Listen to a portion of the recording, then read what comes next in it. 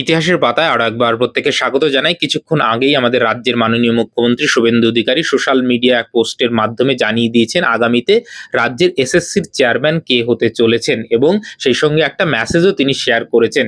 Already আমি সেই government অর্ডারটা আমাদের যে টেলিগ্রাম চ্যানেল এবং হোয়াটসঅ্যাপ গ্রুপ সেইখানে দিয়ে রয়েছি। আমি কমেন্ট সেকশনে লিঙ্ক দেওয়া থাকলেও সেইখানে গিয়ে যুক্ত হয়ে থাকতে পারেন সমস্ত আপডেটগুলো পাওয়ার জন্য। তো এইখানে কিন্তু দেখা যাচ্ছে যে একজন আইএএস অফিসারকে কিন্তু এই এসএসসির মাথায় বসানো হচ্ছে, কোনো রাজনৈতিক ব্যক্তিত্বকে কিন্তু নয়। এটা কিন্তু খুব গুরুত্বপূর্ণ, এবং দুষ্মন্ত নারিয়াল যিনি আইএএস অফিসার তিনি কিন্তু এইবার রাজ্যের যে এসএসসির যে জট সেইটা কিন্তু ছাড়াতে সাহায্য করবেন, এবং এই নিয়োগ প্রক্রিয়া যেন দ্রুত সম্পন্ন হয় এবং আগামী যেন যে নিয়োগ প্রক্রিয়াগুলো সেগুলো যেন দ্রুত আসে, সেই জন্য একজন দক্ষ প্রশাসকের দরকার ছিল।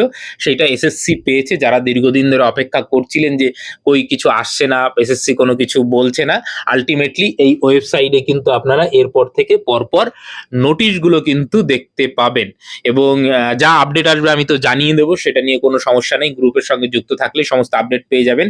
কিন্তু তিনি মানে মুখ্যমন্ত্রী কিন্তু এই বার্তাটা দিয়েছেন, আগেও বারবার বলেছেন যে আমরা ইউপিএসসির মডেল বলতে কি বোঝানো হচ্ছে? দেখুন, ইউপিএসসি একটা স্বাধীন সংস্থা, যেইটা কিনা আমাদের ভারতবর্ষের যারা সরকারি মানে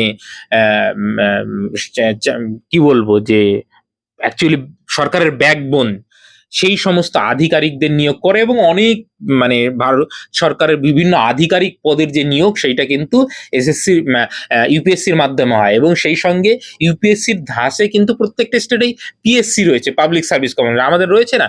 তো এইটা কিন্তু সেই ইউপিএসসির মানে ইউনিয়ন পাবলিক সার্ভিস কমিশন এবং West Bengal public service commission বলুন বা যা যে কোনো, তো সেইখানে অ্যাকচুয়ালি যেটা করা হয় সেটাকে একদম পুরোপুরি ইন্ডিপেন্ডেন্ট রাখা হয় পলিটিক্যাল লিসের থেকে, এবং সেখানে কোনো পলিটিক্যাল লোক সাধারণত বসানো হয় না ইউপিএসসির ক্ষেত্রে। তো এইখানেও কিন্তু সেটাই আইএস আইএফএস বা আইএস এই ধরনের অফিসারকে মানে যারা অভিজ্ঞ দীর্ঘদিন ধরে সার্ভিসে রয়েছেন তাদেরকে দিয়েই কিন্তু এগুলো পরিচালনা করা হয়। সেরকমটাই কিন্তু এসএসসির ক্ষেত্রে এবার আমরা দেখতে পেলাম। একজন আইএস আধিকারিক অবশ্যই মানে তার যে কর্মদক্ষতা, তার এফিসিয়েন্সি এবং প্রবলেম সলভিং এর যে এবিলিটি, সেইটা সাধারণ কোনো একটা রাজনৈতিক ব্যক্তিত্বের যে সবসময় হবেই এর কোনো মানে নেই। কারণ তিনি এই বিষয়টার জন্যই ট্রেন্ড। একজন আইএস আধিকারিক বলুন বা আইপিএস আধিকারিক বলুন বা আইএফএস আধিকারিক বলুন, যে তারা বিভিন্ন সিচুয়েশনে সর্বোত্তম কি ব্যবস্থাটা নেওয়া যেতে পারে এবং দ্রুত সিদ্ধান্ত নেওয়ার যে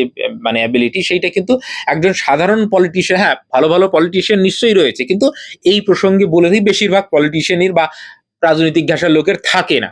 তো সেই জন্যই আমাদের যে ব্যাকবোন, আমাদের যে ব্যুরোক্রেসি, তো তাদের থেকে একজনকে আনা হচ্ছে, মানে খুব ভালো ইঙ্গিত। আশা করছি এইবার সমস্ত জটগুলো এবং যা কিছু সমস্যা হবে দ্রুত সিদ্ধান্তের মাধ্যমে এই অন্তত এই পাপ থেকে এসএসসি কে মুক্তি দিক, এবং এই জটটা থেকে এসএসসি কে বার করুক। তারপরে নিয়োগ প্রক্রিয়াগুলো একদম স্মুথলি হবে সেই রকমটা আশ্বাস দিয়েছেন, এবং আগামীতে কোনো দুর্নীতি হবে না সেটা বারবার বলতে হচ্ছে, কারণ মানুষ বিশ্বাস করতে ভুলে গেছে যে হ্যাঁ, দুর্নীতি ছাড়া বোধহয় কোনো চাকরি হয়। তো এটা ভালো ইঙ্গিত, এবং আগামীতে আমরা দেখব পিএসসির মতন যে সমস্ত সংস্থা রয়েছে সেগুলোও সচল হবে। পিএসসির মাধ্যমে সরকারি স্কুলে যে সমস্ত মাস্টার মিস্ট্রেস, যেগুলো ভালো করে মনে আছে যে একটা শর্ট নোটিশ বেরিয়েছিল, তারপরে কিন্তু আর কোনো রকম কোনো খবর হলো না। তো সেগুলোও যেন শুরু হয়, পাশাপাশি এসএসসির কাজও যেন শুরু হয়, সেই প্রত্যাশা আমরা রাখবো।